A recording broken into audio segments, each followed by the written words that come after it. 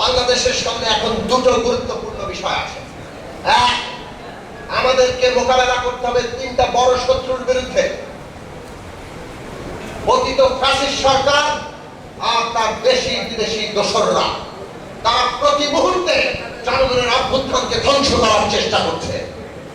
আমাদের সতর্ক, সাবধান এবং প্রতিরোধ সংগ্রাম ঐক্যবদ্ধভাবে চালিয়ে দিতে হবে।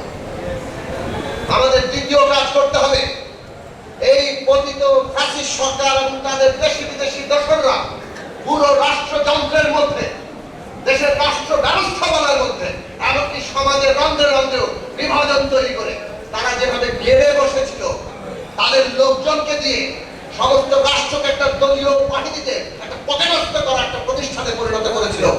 এটাকে এখনো পর্যন্ত ঘটানো যায়নি।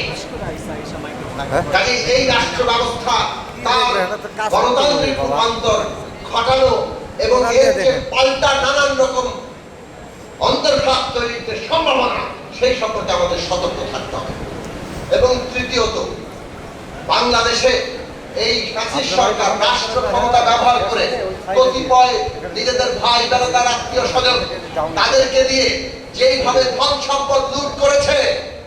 বাংলাদেশ ব্যাংকের নবনিযুক্ত গভর্নর বলেছেন 17 বিলিয়ন ডলার, প্রায় 2 লক্ষ কোটি টাকা কেবলমাত্র শেখ হাসিনার ঘনিষ্ঠ সহযোগীরা এবং তাদের ব্যবসায়ী ঘনিষ্ঠ সহযোগী এসালম একাই 10 বিলিয়ন আর 7 বিলিয়ন তার আত্মীয় স্বজনরা পাঠিয়েছেন।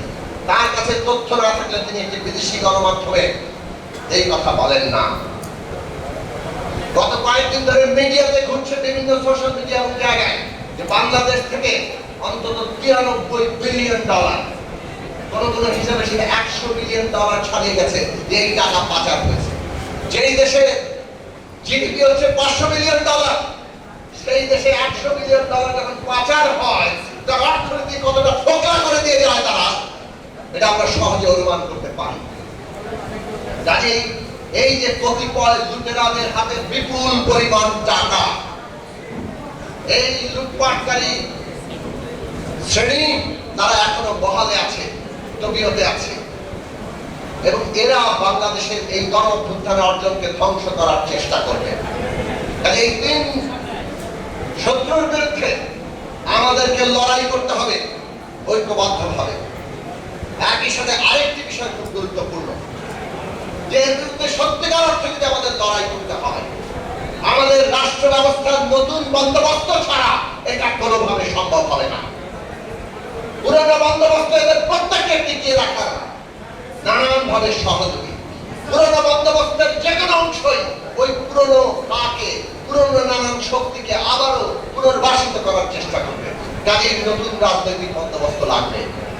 রাজনৈতিক দলগুলো যে লক্ষ্যস্থান নির্ধারণ করেছিল 31 দফার মধ্য দিয়ে, আমরা আমাদের পক্ষ থেকে এইটা রাজনৈতিক শক্তি, দেশের জনগণ সকলের কাছে উত্থাপন করব। অভ্যুত্থান মানুষের আকাঙ্ক্ষাকে, মানুষের স্বপ্নকে আরো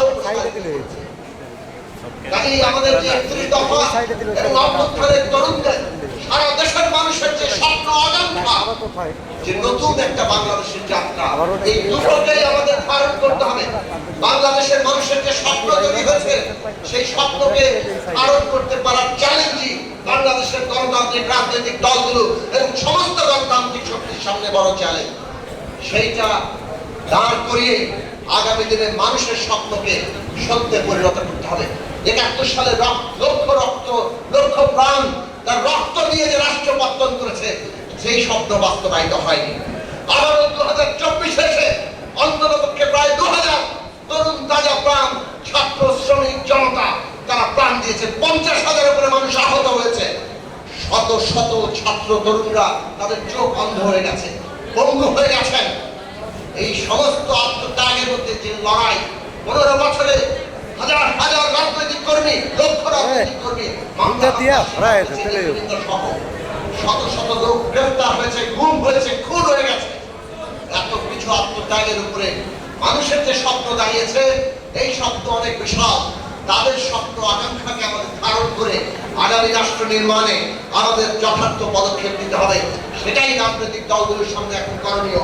সেই স্বপ্ন এগিয়ে নিয়ে বাংলাদেশে আগামী দিনে এক নতুন রাজনৈতিক বন্দোবস্ত হবে। ফিরে আসবে না। ফিরে আসবে না, মানুষের স্বপ্ন সত্যে পরিণত হবে। সেই লড়াই আমরা গড়ে তুলতে পারবো।